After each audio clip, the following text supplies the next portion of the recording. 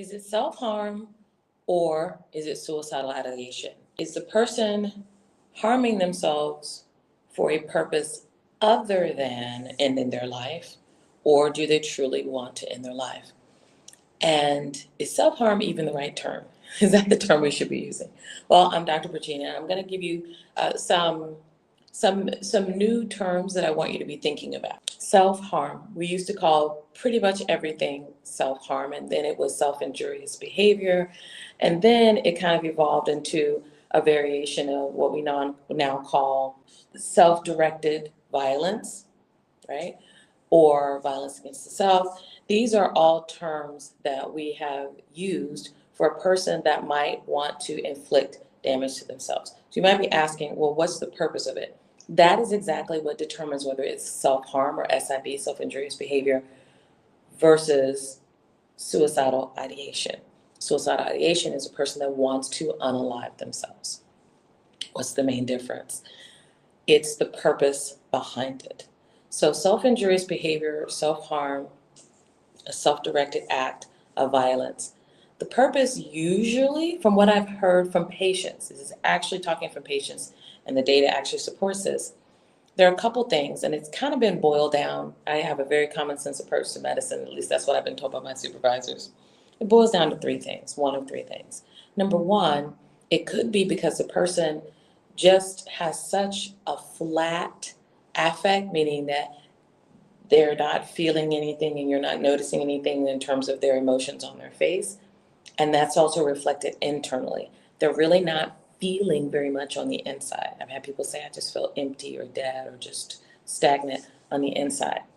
And the act of doing something to themselves to hurt themselves actually helps them feel something. So they go from being completely numb to, oh, at least I feel something. Yes, it may be painful or uncomfortable to some extent, but that lets me know that I'm still alive. I'm not completely numb. I'm not this ghost of myself. I'm not just this shell.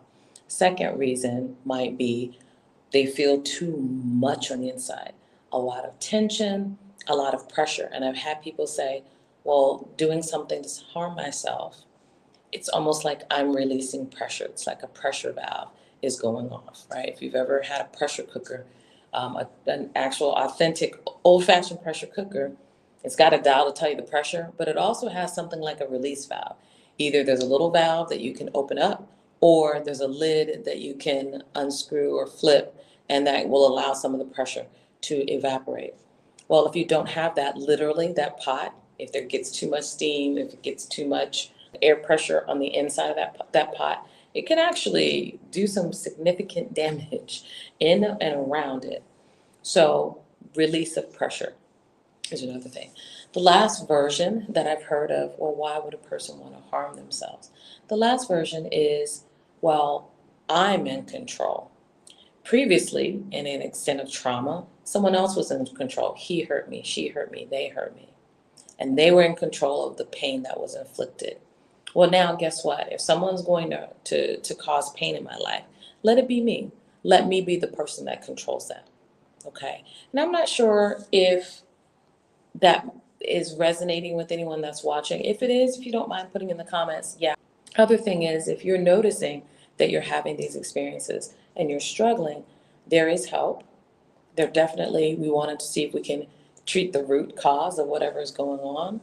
And there are quite a few modalities that can be helpful. Of course, if a person's dealing with more personality concerns, like borderline personality disorder, DBT is phenomenal. But guess what? Even if you aren't dealing with personality concerns, you have a significant history of trauma, and you're struggling in this area, DBT is still helpful. Let's say you don't have a significant struggle with trauma, but you are struggling in your relationships, or you are struggling to self-regulate, to regulate yourself.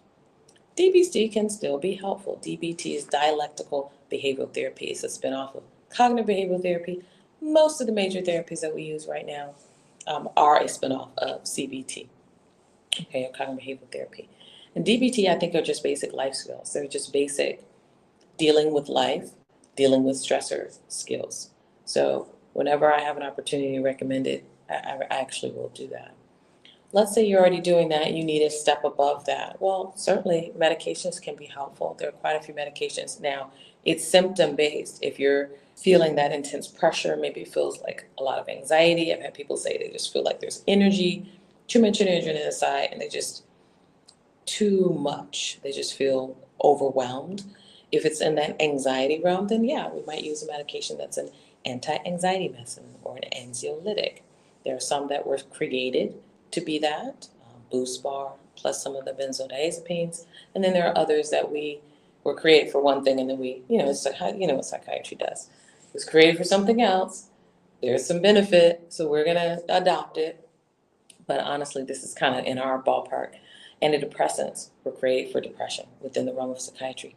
However, if you go higher doses, slightly higher doses, usually it also helps with anxiety.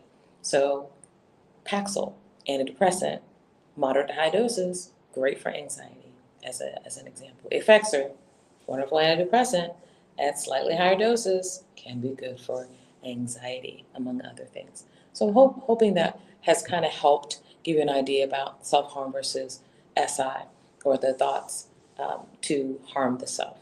For SI, I do want to say this very quickly. There are levels, right? And when we assess a person, we're going to ask them, are you at immediate risk, imminent risk, danger? Meaning, if no one were to stop you right now, you would go and do something to harm yourself, to end your life. Or even if someone's here, as soon as that person is a few steps away, you're going to do something to end your life.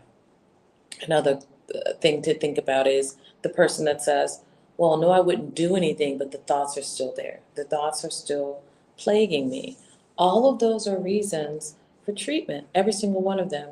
Now, the type of treatment, the tiered treatment certainly is going to differ depending on how at risk you are. If you're at imminent risk and you're thinking about hurting yourself and you've got a very lethal plan and you are going to try to do something, whether people are around or not, we're going to likely say hospitalization is the best thing for you. It's the safest thing for you, safest thing for your loved ones and family, right? If you're saying, no, I really don't want to do anything to harm myself, and you're legitimate about this, I really don't want to harm myself, but there are times that I feel unsafe. Well, that's when we come up with something called a safety plan, where we help you make your environment, we help you make your body and the things around you safe so that you can return home potentially. Okay, so those are two kind of different ends of the spectrum, hospitalization and hospitalization. We've talked about this before, that not everybody needs to be hospitalized. And hospitalization, especially for certain groups, can make things worse. So I'm always very careful about whether or not I make a recommendation for someone to go to the hospital. Okay, so yes, even if a person does have thoughts that, life is not worth living and they'd be better off not alive, doesn't necessarily mean that I'm going to put them in a hospital or try to force them to go to the hospital. Honestly, I truly want them to make the decision for themselves if they want to or not. I'm just a partner in the conversation. Yes, I've told people that they've had to go whether they wanted to or not, and have made decisions for them. I very much prefer not to do that, very much so, because my hope is I'm going to still be your doctor when you leave the hospital, so that we can work together and help you feel better. It's very difficult to work with somebody that you don't trust, that you feel like is just going to, discard you and throw away the key. And I never want anybody to feel that way. I want you to know that we're partners in this journey towards help. Okay? Well, again, your call to action. If you know someone with self-harm and you're unsure if they're getting the proper care or treatment, have a conversation with them about it. If you yourself are dealing with that, give me the 1, 2, or 3. Legitimize what I've been saying. Make sure I'm in the right ballpark that are helpful for you. The 2 that we use in our office, almost knee-jerk reaction. A person has suicidal ideation and it's significant and it's real. And they're telling me it's real, right? It's not, oh, I told somebody this just to get out of work. People do that. They've told us that they do that. If it's real and it's legit, it's bravado TMS. Like knee jerk, because they work. Why would I not want to go with things that work, right? Low risk, high reward. It works, okay? All right, well, you guys have a great night on purpose, and we will see you next time. Take care.